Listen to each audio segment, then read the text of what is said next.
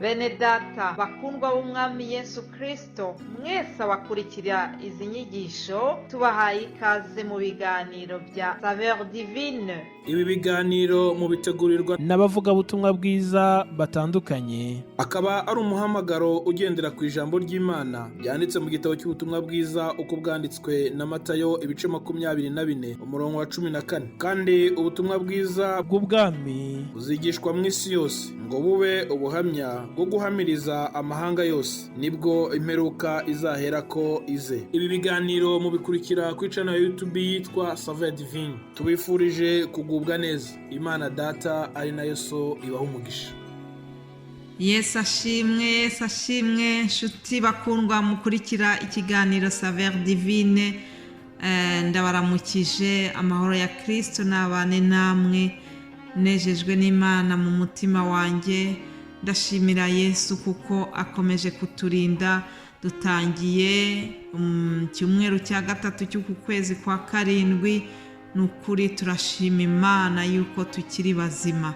Imana yarakoze, Imana yaraturinze, Imana yaturwaniriye intambara izo tuzi n'izo tutazi. Imana yatanze ingabo nyinshi zipfa ku bwacu. Yewe uyu munsi niba wowe nanjye tugihumeka, ntugire ngo ni ibisanzwe. Oya, ndakwinginze ntubifate nk'ibisanzwe, ahubwo ushima Imana, umenye yuko hari ibitambo byinshi Imana yatanze kugira ngo tube tukiriho. Turayishimiye rero kuko iduhaye kugera muri iki cyumweru cya gatatu cy'ukwezi kwa karindwi. Imana nishimwe. Reka dutangire dusoma amagambo tubona muri Zaburi y'104 umurongo wa 24. Handitse ngo, Uwiteka, erega imirimo yawe ni y'uburyo bwinshi, yose wayikoresheje ubwenge, isi yuzuye ubutunzi bwawe.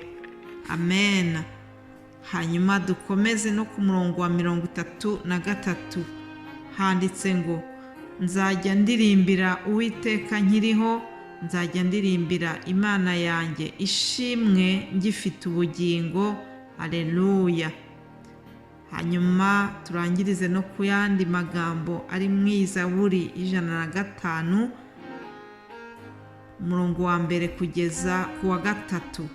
Haranditse ngo, nimushime Uwiteka, mwamamaze izina rye, mwamamaze imirimo yakoze mu mahanga, mumuririmbire ishimwe, muvuge imirimo itangaza yakoze yose, mwirate izina rye ryera. Imitima y'abashaka Uwiteka yishime. Aleluya. Muri aya magambo ndangirijeho nsoma, umwanditsi wa Zaburi aratubwiye ngo dushime Uwiteka, ngo twamamaze imirimo yakoze mu mahanga. Aleluya. Nanjye ndashaka kubanza kwamamaza imirimo Uwiteka yakoze muri iyi weekend yashize. Bene data, ndagira ngo mumfashe gushima Uwiteka kuko yabanye natwe mu gitaramo twari twateguye cya Saveur Divine ku wa 5 nimugoroba. Icyo gitaramo rero cyagenze neza. Ndashimira Imana yuko bene data twashoboye kubana hamwe mu buryo bw'ikoranabuhanga kuri Zoom, connection ikagenda neza. Ndashimira Imana ku bwa bene data bashoboye kuboneka bakigomwa ibyo bakoraga bakaba muri uwo mwanya. Ndashimira Imana cyane ku bwa bene data bashoboye kuba mu mwanya wo kuramya no guhimbaza Imana. Abo nabo bafashe umwanya wabo. Hari abari bavuye mu kazi bahagarika akazi kugira ngo baze kubana natwe muri uwo mwanya. Ni ukuri Imana ishimwe kandi ibaha umugisha. Ndashimira Imana cyane ku bw'ijambo ryiza twumvise twigishijwe ku mugani w'abakobwa 10. Yego byose byaberaga mu rurimi rw'Igifaransa, ariko byose ni gahunda ya Saveur Divine kandi byose bifite intego imwe. Intego imwe niyo kwamamaza ubwami bw'ijuru. Intego yo kuzana abantu benshi, iminyago myinshi kuri Yesu Kristo. Haleluya! Turashimira Imana rero kubw'iyo mirimo itangaza yakoze yose. Umwanditsi wa Zaburi yavuze ngo muvuge imirimo itangaza yakoze yose, mwirate izina rye ryera. Haleluya!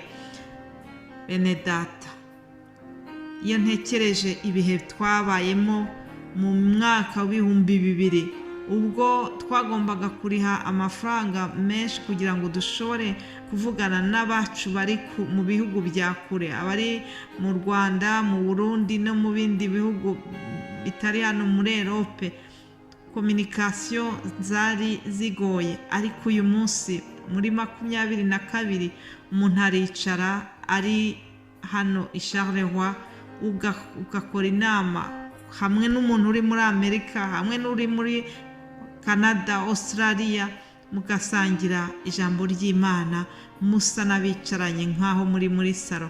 Iryo ni ishimwe rihora ku mutima wanjye.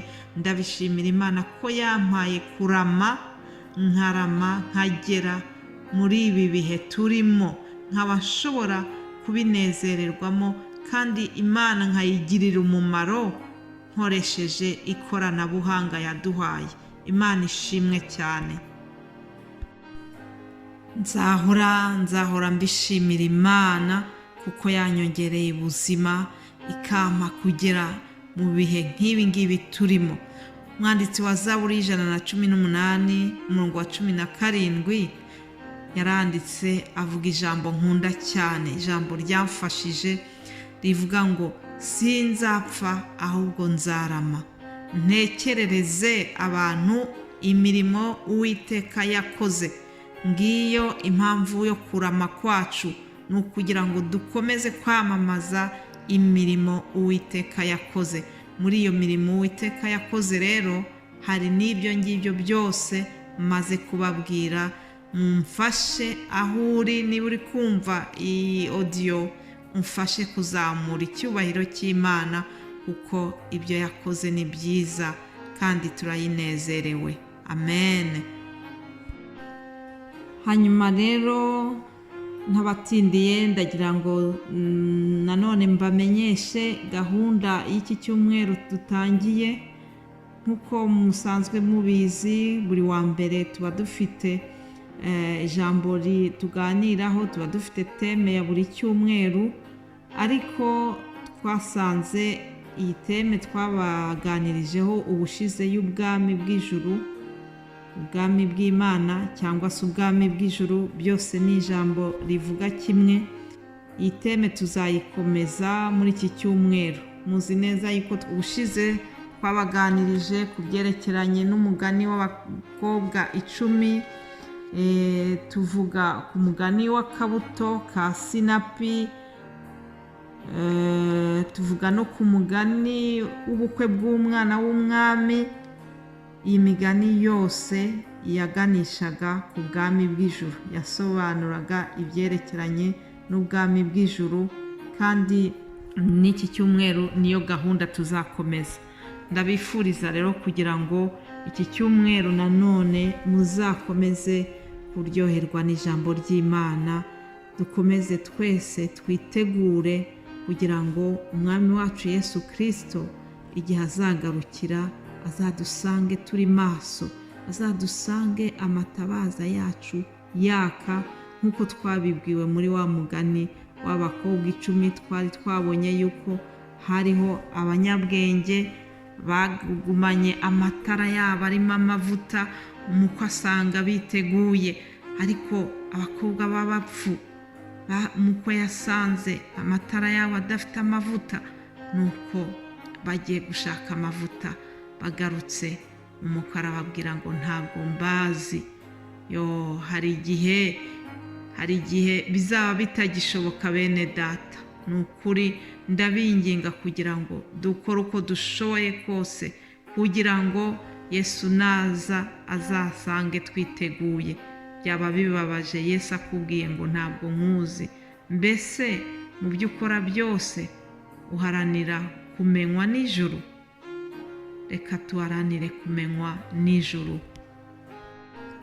Igihe kimwe umwami Yesu yahuguye intumwa ze, zari zishimiye yuko ngo abadayimoni zashoboye kwirukana abadayimoni, maze arazihugura arazibwira ngo ntimwishimire yuko abadayimoni babumvira, ngo ahubwo mwishimire yuko amazina yanyu yanditswe mu ijuru.